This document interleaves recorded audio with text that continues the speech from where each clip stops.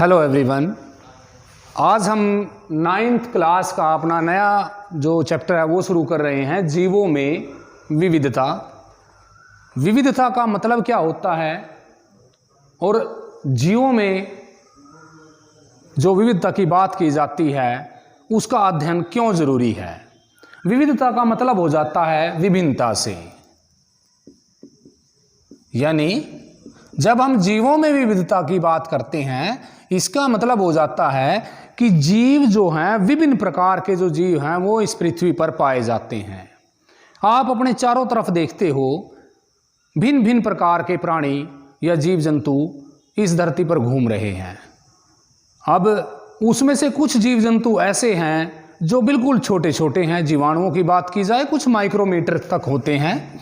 अगर जीवाणु की बात करें, उनके साइज की बात करें तो उनका जो साइज होता है, आकार होता है, कुछ माइक्रोमीटर तक का आकार होता है। अगर हम ब्लू व्हेल की बात करें जो समुद्र में पाई जाती है तो वो लगभग 30 मीटर तक लंबी आकार में होती है। इसी तरह आप सफेदा देखते हो या फिर एक रेडवुड पौधा पाया जाता है।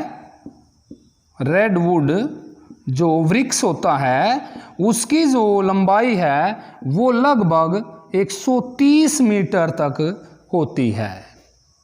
अपने आसपास भी देखते हैं हम, आम के पौधे देखते हैं, पेड़ देखते हैं, हाथी को आप देखते हो, ऊंट को आप देखते हो। मनुष्य के साइज की अगर बात की जाए या और छोटे छोटे जंतुओं की बात की जाए तो अलग अलग आपको उदाहरण देखने को मिल जाएंगे जो ये दिखाएंगे कि जीवों में विभिन्नता पाई जाती है। उस आकार पे हम उसकी विभिन्नता को दर्शा सकते हैं।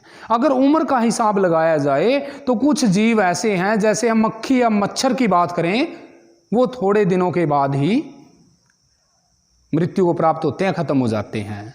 अगर हम वैसे ही वृक्षों की बात करें, बरगद के पेड़ की बात करें तो उसका जो जीवन काल है वो बहुत ज़्यादा होता है। तो हम यहाँ साइज की बात भी कर सकते हैं, हम यहाँ उम्र की बात भी कर सकते हैं, एज की बात भी कर सकते हैं, जो ये दर्शाता है कि इस धरातल पर, इस पृथ्वी पर जीवों के अंदर विविधता पाई जाती है, विभिन्नता पाई जाती है। अब ये जो विभिन्नता है जीवों के अंदर, इसको बढ़ने में बहुत ज़्यादा टाइम लगा। ये नहीं कह सकते कि एक ही समय में जो प्राणियों के अंदर है, जीवों के अंदर है, वो विविधता उत्पन्न हो गई, विभिन्नता उत्पन्न हो गई। परिवर्तन होते रहे, विकास होता रहा और जीवों में जो परिवर्तन हुआ उसको हम विकास कहते हैं। उससे विभिन्नताएं इकट्ठी होनी शुरू हो गई। क्योंकि जब हम किसी जगह की बात करते हैं कि जहां ज़्यादा ठंड हो रही है और दूसरी जगह से एक अलग वातावरण में से कुछ जीव वहां रहने शुरू हो गए, तो जो जीव वहां फिट हो गए वो तो जीवित रहे, बाकी खत्म हो गए। तो वो जो जीव जो उष्म क्षेत्र से या अलग वातावरण से उस क्षेत्र में गए, उनमें विभिन्नताएं उत्पन्न हो गई। अब अगर कंपैरिजन करें, अगर तुलना करें उन जीवों की जो ठंडे क्षेत्र में चले गए और जो दूसरे गर्म क्षेत्र में हैं, गए वो एक जगह से, इस वातावरण से थे, लेकिन उनमें ही आपस में विभिन्नता उत्पन्न हो गई। इसी प्रकार जो नमी वाली जगह आपने देखी होगी उसमें बहुत ज़्यादा प्रकार के जीव जंतु पाए जाते हैं। तो वो जो विभिन्नता होती है वो उसको बढ़ने में लाखों वर्ष लग जाते हैं। लेकिन अगर आपको कहा जाए कि आपने इनको अध्ययन करना है तो उसके लिए बहुत ज़्यादा समय की ज़रूरत पड़ती है। हम एक एक जीव का अध्ययन नहीं कर सकते। हम ये नहीं है कि हम पहले मच्छर का अध्ययन करें फिर दूसरे मच्छर का अध्ययन करें, ये कैसा है देखने में, या हम पहले एक मनुष्य का अध्ययन करें फिर दूसरे का फिर तीसरे का, ऐसे नहीं कर सकते, क्योंकि उसमें समय बहुत ज़्यादा लगेगा। तो उसके लिए हमें क्या करना पड़ेगा, इन पूरे जीवों को एक प्रजाति बनाने के बाद उस प्रजाति के गुणों को एक जगह रखना पड़ेगा ताकि उनको अध्ययन करना आसान हो जाए, सरल हो जाए। कि अगर हमें मनुष्य की बात करनी है, मनुष्य के बारे में जानकारी लेनी है, तो उसके गुण हम एक साइड लिखेंगे और वो पूरी प्रजाति को बताएंगे कि मनुष्य कहीं भी है इस धरती के ऊपर तो उनके अंदर ये गुण पाए जाते हैं। वो बहुकोषीय जीव होते हैं, उनमें श्रम विभाजन होता है, वो खाने के लिए अलग तंत्र का इस्तेमाल करते हैं, वो सांस लेने के लिए अलग तंत्र का इस्तेमाल करते हैं। सिर्फ भाषा बदल जाएगी। जहां जिस जगह की बात कर रहे हैं उस जगह की जो भाषा होगी, उस भाषा में उस जीव का वर्णन वही रहेगा जो दूसरी जगह है। तो इस तरह हम कह सकते हैं कि जो वर्गीकरण करते हैं हम, वर्गीकरण क्यों करते हैं? अगर ये पूछा जाए कि जो वर्गीकरण किया जाता है जीवों का, इसकी जरूरत क्या है, ऐसे ही देख के बता लें। तो वर्गीकरण जीवों का अध्ययन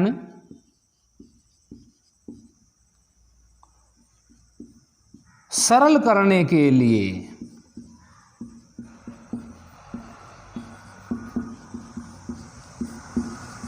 आवश्यक है। यानी अगर जीवों का अध्ययन करना पड़े तो उसके लिए, ताकि समय भी कम लगे और पूरी की पूरी प्रजाति के बारे में भी हमें पता चल जाए, उसको इस सरल अध्ययन के लिए ही हम सबसे पहले जीवों को अलग अलग ग्रुपों में बांट लेंगे। मनुष्य को अलग ग्रुप में रख लेंगे और दूसरे जीवों को अलग ग्रुप में रख लेंगे, पेड़ पौधों को अलग ग्रुप में रख लेंगे, छोटे जो जीव जंतु हैं उनको अलग ग्रुप में रख लेंगे। हम स्कूल के अपने क्लास से ही बात करते हैं, अपने स्कूल से अगर बात करें तो अगर हम 1 से लेकर 12वीं तक के बच्चों को एक जगह बिठा लें तो उनका अध्ययन करना मुश्किल हो जाएगा। इसीलिए उनको क्लास वाइज, कक्षा वाइज अलग अलग बांट दिया जाता है, ताकि जो उनको पढ़ाया जा रहा है, जो उनको बताया जा रहा है, उनके मानसिक स्तर के अनुसार बताया जा सके, उनका अध्ययन करना आसान हो जाए। इसी तरह जीवों को अध्ययन करने के लिए भी उनको वर्गों में, ग्रुपों में बांटा जाता है, इसलिए वर्गीकरण जरूरी होता है। उसके बाद अगर 2-3 उदाहरण लिखने के लिए बोला जाए कि आप बताइए कि इस धरातल पर, इस पृथ्वी पर जो विभिन्नता पाई जाती है उसके 3-4 उदाहरण दीजिए, तो आप दे सकते हो बड़े आराम से। ये हमने यहाँ लिखी है, आप डायरेक्ट अपने आसपास से देखकर दे सकते हो। आप पेड़ पौधों के, मनुष्यों की, जीव जंतुओं का उदाहरण दे सकते हो कि कुछ ज़्यादा कितनी उम्र के होते हैं, कितने आकार के होते हैं, उनके बारे में आप बता सकते हो, उन गुणों के बारे में आप बता सकते हो। उसके बाद आती है ये जो वर्गीकरण की हमने बात की, इसका आधार क्या है, कैसे हम जीवों को वर्गीकृत करते हैं, किन लक्षणों को देखा जाता है और लक्षण होते क्या हैं। वर्गीकरण का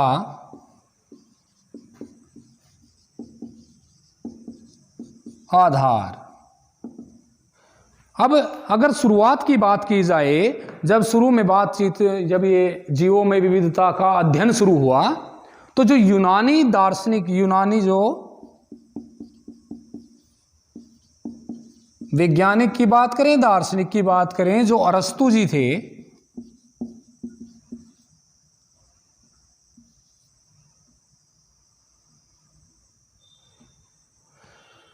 तो इन्होंने क्या किया कि जो जीव जिस आवास में पाए जाते हैं उसके आधार पे उनको अलग अलग कर दिया।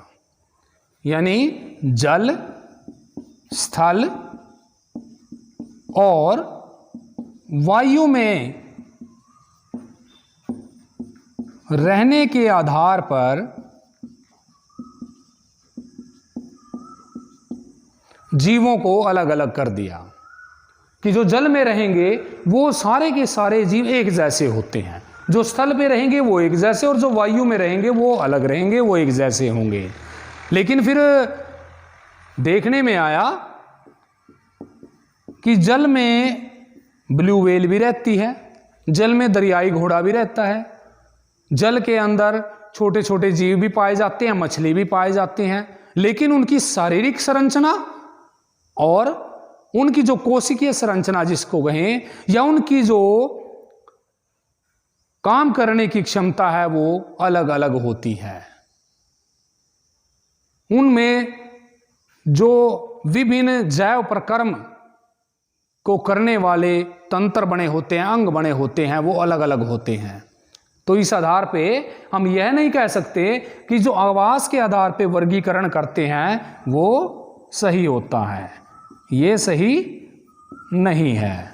तो हम इस आधार पे वर्गीकरण नहीं कर सकते, क्योंकि बहुत से ऐसे जीव हैं जो स्थल पर तो रहते हैं, लेकिन उनको स्थलीय जीव एक जगह नहीं रख सकते। अगर हम स्थल की बात करें, अगर हम पौधे की बात करें, मनुष्य की बात करें और एक जानवर की बात करें, तो तीनों में अलग अलग ही गुण मिलेंगे। उनमें बिल्कुल आप उनको अलग अलग बता सकते हो कि ये पौधे के गुण है, ये जंतु है, ये इससे अलग जानवर है। तो हम इस आधार पे जीवों को वर्गीकृत नहीं कर सकते, जिस आधार पे अरस्तु दार्शनिक ने, वैज्ञानिक ने उनको अलग अलग भागों में या वर्गों में बांटा।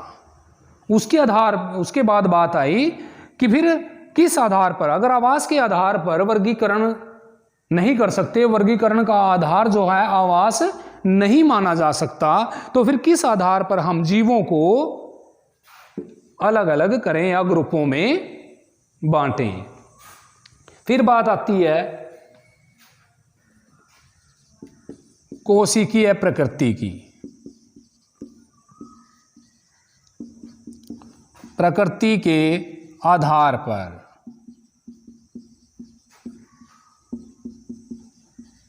वर्गीकरण किया जाता है।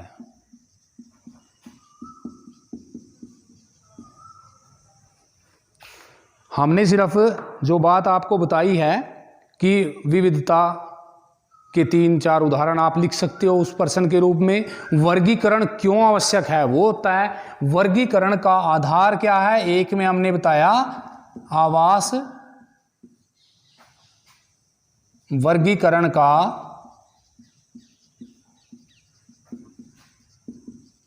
आधार नहीं है, इस आधार पे हम वर्गीकृत नहीं कर सकते।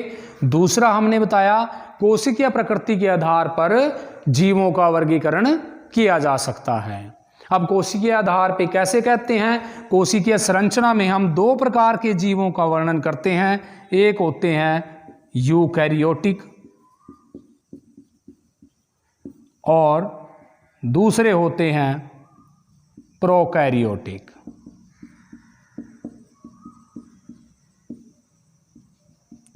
हमने कोशिका वाले पाठ में पढ़ा था कि यूकैरियोटिक कोशिका और प्रोकैरियोटिक कोशिका कौन सी होती है।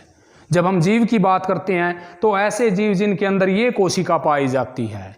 पहचान हमने आपको बताई थी कि इसमें जो केंद्रक होता है वो सुस्पष्ट होता है।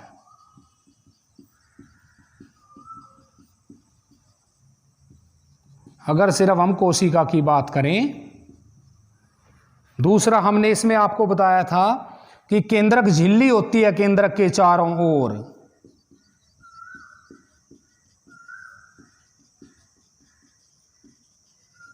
विभिन्न कोशिकांग पाए जाते हैं।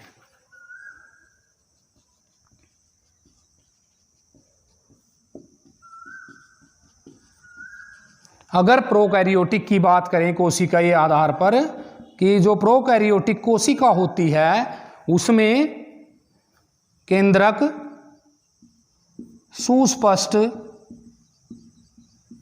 नहीं होता।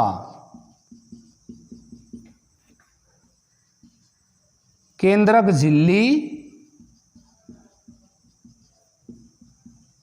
नहीं होती और जो कोशिकांग हैं वो सीमित मात्रा में होते हैं।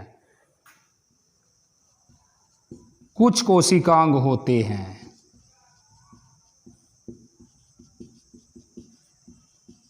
तो ऐसे हम इन जीवों को अलग अलग कर सकते हैं कोशिकीय प्रकृति या फिर कोशिका की संरचना के आधार पर। कहा जाता है कि यूकैरियोटिक जीव वो जीव होते हैं जिनमें ये गुण पाए जाते हैं, प्रोकैरियोटिक जीव वो जीव होते हैं जिनके अंदर ये गुण पाए जाते हैं। इस आधार पे हम वर्गीकरण का जो आधार माना जाता है वो कोशिकीय प्रकृति या संरचना को माना जाता है। तो वर्गीकरण का आधार क्या है? वो क्या रहेगा? ये रहेगा। किस आधार पे हम बांटते हैं। उसके बाद अगर इसी में हम कोशिकीय प्रकृति का और उदाहरण दें तो हम दो वर्गों में रखते हैं, पादप और जंतु को। आपने पढ़ा हुआ है कि पादप के अंदर, पादप जो कोशिका बनती है वो किस प्रकार की होती है। सबसे जो मुख्य बात करते हैं ये स्वपोषी होते हैं, स्वपोषण होता है इनके अंदर। ये अपना भोजन प्रकाश संश्लेषण क्रिया से स्वयं बनाते हैं। जंतु तक की बात कर, जंतुओं की अगर बात करें, उसकी कोशिका की बात करें तो इसके अंदर इनको परपोषी माना जाता है कि ये बना बनाया भोजन ग्रहण करते हैं। इसका मतलब क्या हुआ? इनमें जो भाग अंग विकसित होंगे पादपों के अंदर वो ऐसे विकसित होंगे जो भोजन बनाने की क्षमता रखते हों। जंतुओं के अंदर ऐसे भाग, ऐसे अंग उत्पन्न होंगे जो भोजन को ग्रहण करने की क्षमता रखते हों, उससे ऊर्जा प्राप्त करने की क्षमता रखते हों। तो इस आधार पे इन जीवों को पादप और जंतु जगत में या कोशिका में या जीवों में वर्गीकृत कर दिया जाता है। उसमें भी हम किसको देखते हैं? कोशिकीय संरचना को देखा जाता है कि कोशिकीय संरचना किस प्रकार की है। इन्हीं को हम, जब हम संरचना की बात कर रहे हैं, इन सभी संरचनाओं को हम लक्षण बोल देते हैं। लक्षणों के आधार पर भी वर्गीकृत करेंगे, लेकिन वो लक्षण ये रहेंगे। अगर हम बात करें मनुष्य की तो हाथ में 5 उंगलियों की बात करते हैं। दौड़ने की बात करते हैं कि वो पैरों के जरिए, टांगों के जरिए दौड़ते हैं जीव जंतु। अगर पेड़ पौधे की बात करें, बरगद का पेड़ एक जगह खड़ा हुआ है तो इसका मतलब क्या हुआ? वहां वो लक्षण हो जाते हैं। उन लक्षणों के आधार पे हम जीव जंतुओं को अलग अलग वर्गीकृत करते हैं और उन लक्षणों को बनाने में कोशिकीय प्रकृति या कोशिकीय संरचना का मुख्य योगदान होता है। उसके बाद आता है कि वर्गीकरण और जैव विकास का क्या संबंध है।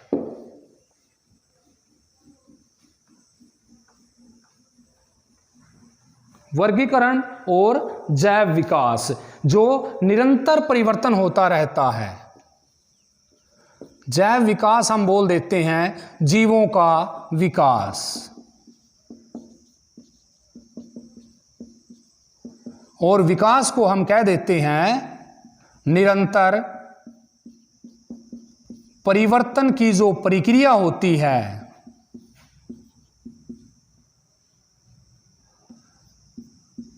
की प्रक्रिया को विकास कहते हैं।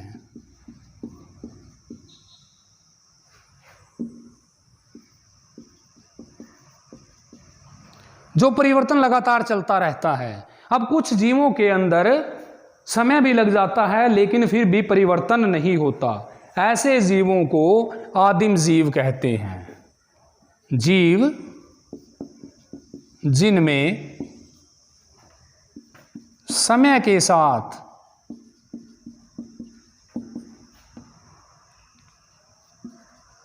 कुछ ही परिवर्तन होते हैं।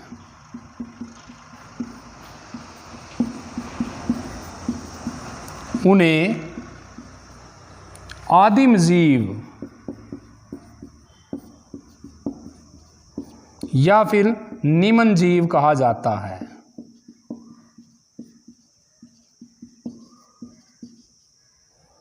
और इन्हें ही हम दूसरा नाम दे देते हैं साधारण जीव, कि जैसे ये शुरू में थे वैसे के वैसे ही रहे, लेकिन वो जीव जिनमें अधिक परिवर्तन होते हैं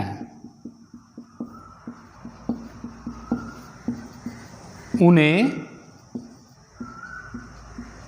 उच्च जीव या फिर बोलें जैसे उसको साधारण बोल रहा है, इसको बोल देंगे जटिल जीव कहते हैं। तो आदिम जीव क्या होता है? आदिम जीव ऐसे जीव हैं जो शुरुआत से जैसे थे वो वैसे के वैसे ही रहे, उनके गुणों में कोई परिवर्तन नहीं हुआ। तो इस प्रकार के जीवों को आदिम जीव या निम्न जीव या फिर साधारण जीव बोल दिया जाता है।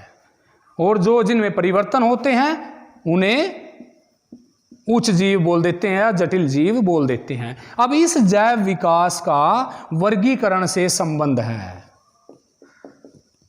वर्गीकरण से संबंध रहेगा, क्योंकि जैसे जैसे परिवर्तन होंगे उसी आधार पे जीवों को या तो निम्न जीव या साधारण जीव बोलेंगे या फिर जटिल जीव के वर्ग में रख दिया जाएगा। एक कोशिकीय जीवों में और बहुकोशिकीय जीवों में रख दिया जाएगा। वो परिवर्तन के साथ साथ होता रहेगा, वो विकास के साथ साथ होता रहेगा कि जीवों में नए नए गुण इकट्ठे होते रहेंगे, विभिन्नताएं आती रहेंगी और उनको वर्गीकृत करते रहेंगे। इस तरह वर्गीकरण और जैव विकास आपस में संबंधित हैं। यानी एक वर्ग निम्न जीव और दूसरा वर्ग उच्च या फिर जटिल जीव। तो ये दो वर्ग बन जाते हैं। और जैव विकास का जो सिद्धांत है वो डार्विन जो वैज्ञानिक थे, इन्होंने अपनी एक पुस्तक लिखी थी, द ओरिजिन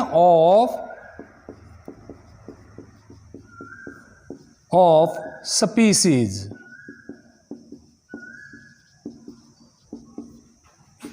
इस पुस्तक में जिक्र किया था जैव विकास के बारे में डार्विन वैज्ञानिक ने कि जैव विकास होता क्या है, निरंतर परिवर्तन होते हैं और उससे कैसे नए गुण उत्पन्न होते हैं जीवों के अंदर और नए वर्ग किस प्रकार बनाए जाते हैं, जो वर्गीकरण का एक तरह से आधार माने जाते हैं। तो आज के इस लेक्चर के अंदर हमने वर्गीकरण के बारे में पढ़ा, वर्गीकरण की क्या जरूरत है, उसका क्या आधार है, किन लक्षणों को मुख्य लक्षण, मूल लक्षण माना जाता है कि अगर वर्गीकरण करना है, जैव विकास क्या होता है और वर्गीकरण का और जैव विकास का आपस में संबंध किस प्रकार है, क्या सहयोग करता है जैव विकास वर्गीकरण के अंदर। तो नेक्स्ट लेक्चर में हम इसी से संबंधित विभिन्न वर्गों के बारे में, आगे विभिन्न प्रकार के जो जीवों को वर्गीकृत किया गया है उसके बारे में पढ़ेंगे।